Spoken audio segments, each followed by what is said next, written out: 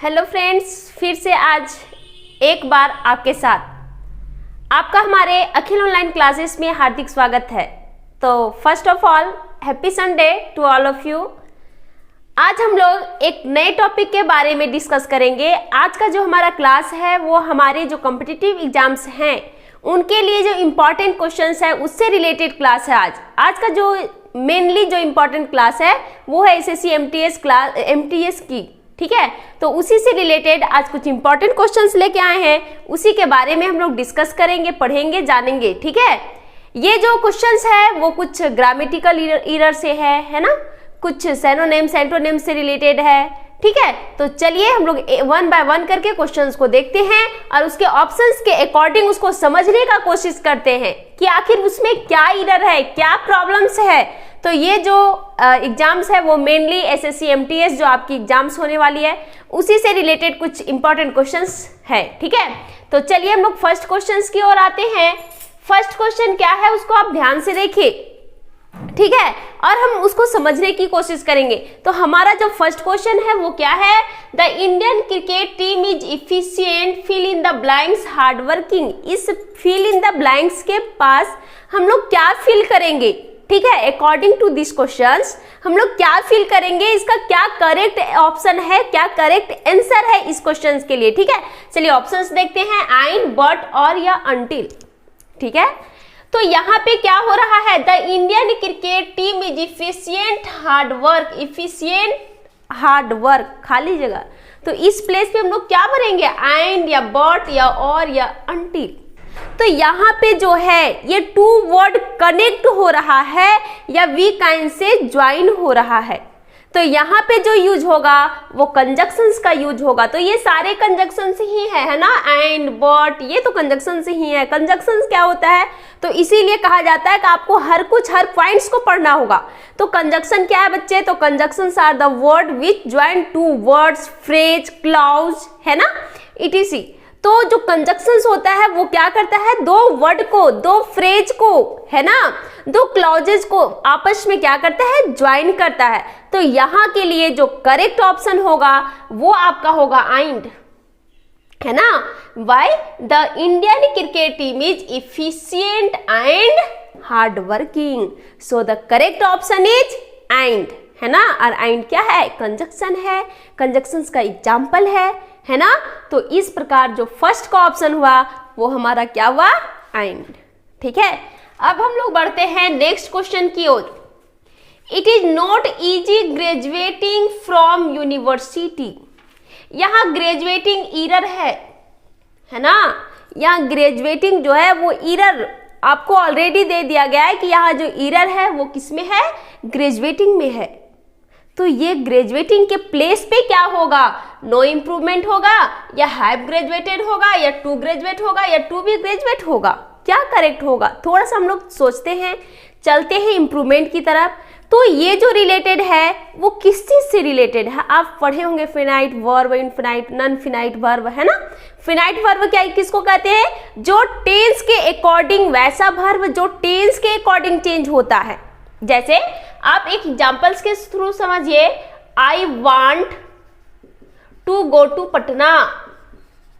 यहां पे देखिए डबल वर्ब है, एक वांट भी है और एक गो भी है, ठीक है।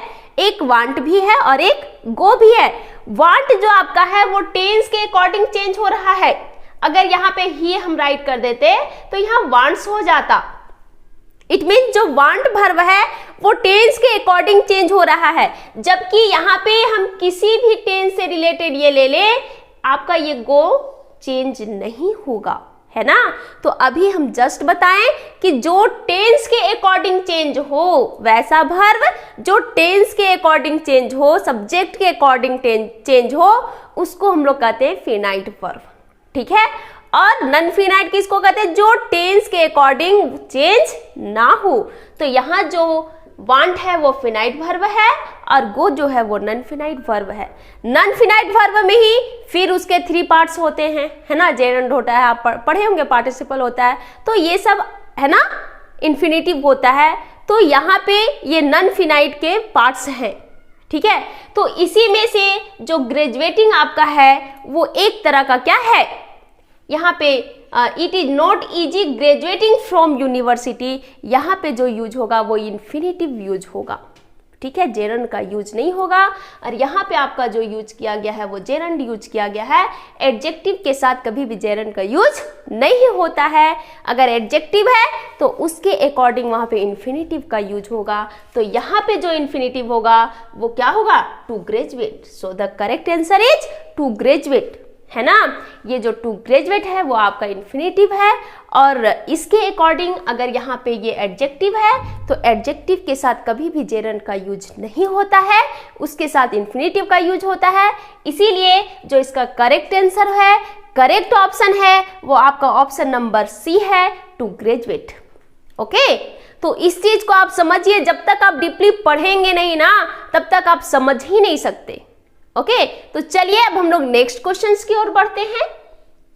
नेक्स्ट क्वेश्चन बहुत ही इजी है, आपको ब्लैंक्स दिया हुआ है, वहां पे आप क्या फिल करोगे, करेक्ट ऑप्शन, ठीक है, उसके बारे में बताना है। तो ये जो है वो सब्जेक्ट वर्ब एग्रीमेंट से रिलेटेड है। अगर सब्जेक्ट वर्ब एग्रीमेंट्स के रूल्स आप पढ़े होंगे तो आप इजिली समझ सकते हैं कि यहाँ पे क्या होगा, ठीक है।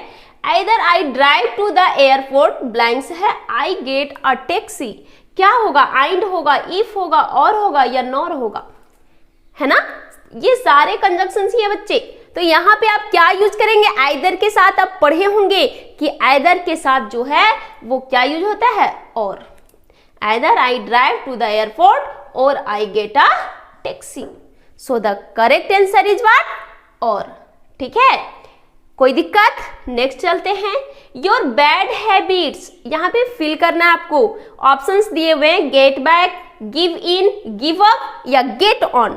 तो which is the correct for this option. ये सारे फ्रेज हैं, अब पढ़े होंगे फ्रेज। फ्रेज क्या होता है, फ्रेज पढ़े हैं ना। फ्रेज जिसका कंप्लीट सेंस नहीं होता है, कहने का मतलब कि उसका मीनिंग तो निकलता है लेकिन कंप्लीट मीनिंग नहीं निकलता है। जैसे give up, give, get back, give up, है ना, ये सब का मीनिंग निकल रहा है लेकिन कंप्लीट मीनिंग नहीं निकल रहा है ना। तो उसी को कहते हैं phrase. Phrase is a word that makes not complete sentence. Okay, so क्या होगा करेक्ट आंसर, गेट बैक, है ना, वापस जाना, या ये गिव अ इन। और इसका जो करेक्ट ऑप्शन होगा वो ऑप्शन नंबर सी होगा, गिव अप, है ना। गिव अप का मतलब होता है त्याग देना, छोड़ देना, है ना, to remove your bad habits. तो बैड हैबिट्स को तो हम लोग गिव अप ही करेंगे ना, रिमूव ही करेंगे ना अपने हैबिट्स को, जो बैड हैबिट्स है। So the correct option is what, give up is the correct option for this question. Okay, तो give up your bad habits. कहा भी जाता है कि जब तक आपकी गलत संगति होगी तब तक आप सक्सेस नहीं कर पाओगे। सक्सेस पाना है तो आपको अपने बुराइयों को रिमूव करना होगा, गिव अप करना होगा, तभी आप सक्सेस पा सकते हैं, ठीक है। तो बाकी समझाने की जरूरत नहीं है। नेक्स्ट है 5 नंबर, इवन तो आई टूक a taxi the train left before I reached the station. इसमें किस प्लेस पे रॉन्ग है, गलती है, आपको एरर है, वो आपको फाइंड करना है। अगर आप टेंस पढ़े होंगे, टेंस के स्ट्रक्चर्स को रिमेंबर किए होंगे, टेंस के बारे में जानते होंगे, वो किस टेंस का क्या स्ट्रक्चर होता है, तो आप इसको इजीली फाइंड कर सकते हैं। तो सबसे पहले ये जो है सेंटेंस वो किस टेंस से रिलेटेड है वो देखो। आप यहां से इवन तो आई टूक अ टैक्सी, ये तो पास्ट में है। इसके बाद देखो the train left before I reach the station. ये जो सेंटेंस है ना, ये जो सेंटेंस है वो किस चीज से रिलेटेड है, तो पास्ट परफेक्ट से रिलेटेड है ना। पढ़े हैं ना, कभी पढ़े हैं, पास्ट परफेक्ट टेंस पढ़े हैं। पास्ट परफेक्ट क्या होता है, उसमें डबल वर्क होता है।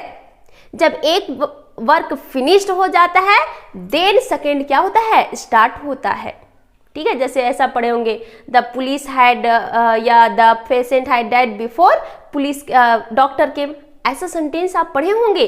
तो ये जो आपका है वो पास्ट परफेक्ट टेंस से रिलेटेड है, और ये भी जो सेंटेंस है वो आपका पास्ट परफेक्ट ही है। और पास्ट परफेक्ट का क्या होता है structure, subject plus had plus V3 plus object. और इस प्लेस पे देखिए क्या है, the train left, it means आपका यहाँ पे सब्जेक्ट हो गया और V2 हो गया, यहाँ तो हाइड है ही नहीं, तो एरर तो इसी पोर्शन में है ना, तो इसका जो करेक्ट ऑप्शन हो जाएगा वो कौन हो जाएगा, option number D, the train left. यहाँ पे रियल में इसका क्या होना चाहिए था, द ट्रेन हाइड लेफ्ट, ठीक है, before I reach the station. तो ये था आपका आज का कंप्लीट सेंटेंस, है ना, आज का इंपॉर्टेंट सेंटेंस, आज का इंपॉर्टेंट टॉपिक जो एग्जाम्स के लिए सिर्फ एसएससी एमटीएस ही नहीं बल्कि आप जितने एग्जाम्स की तैयारियां कर रहे हैं वो हर एक एग्जाम्स के लिए ये इंपॉर्टेंट है। अगर किसी भी तरह का कोई भी प्रॉब्लम्स हैं,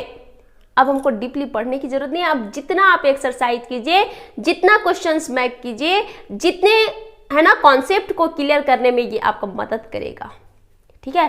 तो चलिए इसी तरह आप हमारे चैनल पे बने रहें, हमारे चैनल को सपोर्ट करें।